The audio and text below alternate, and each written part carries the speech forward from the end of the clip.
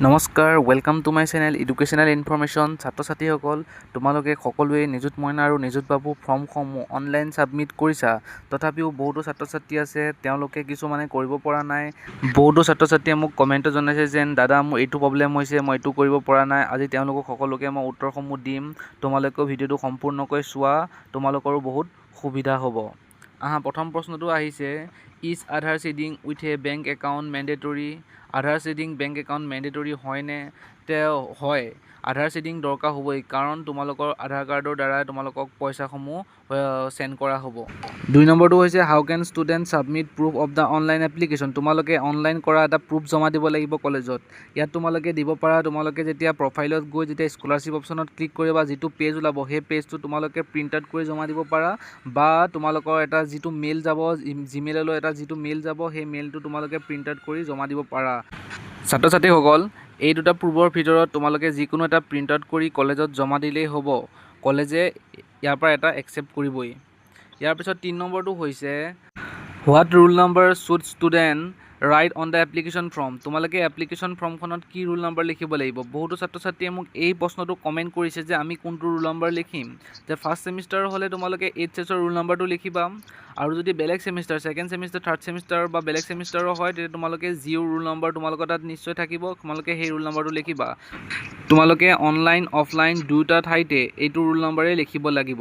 ইয়াৰ পিছত 4 নম্বৰ কুৱেশ্যনটো হৈছে, is ছাবমিশ্যনছ of hard copies of the college office mandatory? যে কলেজত তোমালোকে যিটো কলেজৰ পৰা যিখন ফৰ্ম দিছে নিযুত বাবু নিযুত মইনা, সেইখন তোমালোকে কলেজত জমা দিব লাগিব নেকি? বহুতো ছাত্ৰ ছাত্ৰীয়ে ভাবিছে যেন আমি অনলাইন কৰিলোঁ যদি এতিয়া জমা দিলেও হ'ব নিদিলেও হ'ব, কিন্তু তেনে নহয়।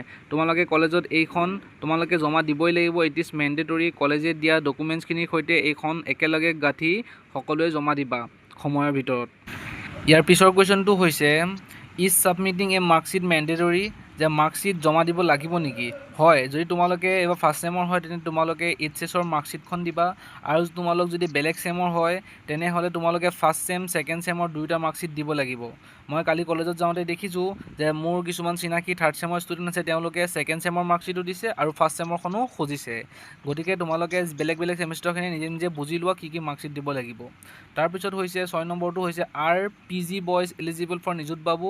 যে পষ্ট গ্ৰেজুৱেট বয়সমূহ ছাত্ৰসমূহ নিযুত বাবুৰ বাবে এলিজিবল হয়নে?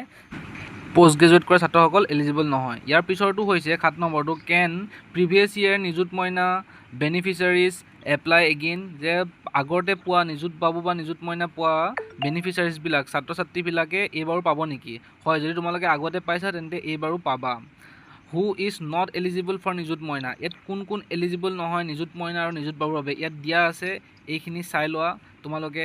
যে নট হেভিং আছাম ডমিচিয়েল? যে তোমালোকে অসমৰ যদি স্থায়ী বাসিন্দা নহয় তেন্তে নাপাবা। যে জীৱন প্ৰেৰণা বা স্কুটি যোনে পাইছে তেওঁলোকে নাপাবা। যদি তোমালোকে বিবাহিত হয় তেন্তে হ'লে তোমালোকে নাপাবা। ডটাৰ অফ মিনিষ্ট্ৰী, MP বা MLAৰ ছাত্ৰী বা পুত্ৰী হ'লে তোমালোকে নাপাবা। Not appearing of previous academic year final exam? তোমালোকে যদি আগৰ এক্সাম দিয়া নাই তেন্তে তোমালোকে নাপাবা। তোমালোকৰ যদি আগৰ ছেমিষ্টাৰত 70% এটেণ্ডেঞ্চতকৈ যদি কম এটেণ্ডেঞ্চ থাকে তেন্তে তোমালোকে নিযুত মইনা বা নিযুত বাবু আঁচনি নাপাবা। ছাত্ৰ ছাত্ৰীসকল, ইয়াৰ পিছত হৈছে quick check list before submission? যে তোমালোকে এই লিষ্টখন চাই ল'বা ছাবমিশ্যন কৰাৰ আগত, এইখিনি ডকুমেণ্ট দিছা নাই তোমালোকে। এইখিনি ভেৰি ভেৰি ইম্পৰ্টেণ্ট, এইখিনি তোমালোকে জমা দিবই লাগিব। যদি ভিডিঅ'টো ভাল লাগিল লাইক কৰিবা, চেনেলটো ছাবস্ক্ৰাইব কৰি দিবা। ধন্যবাদ।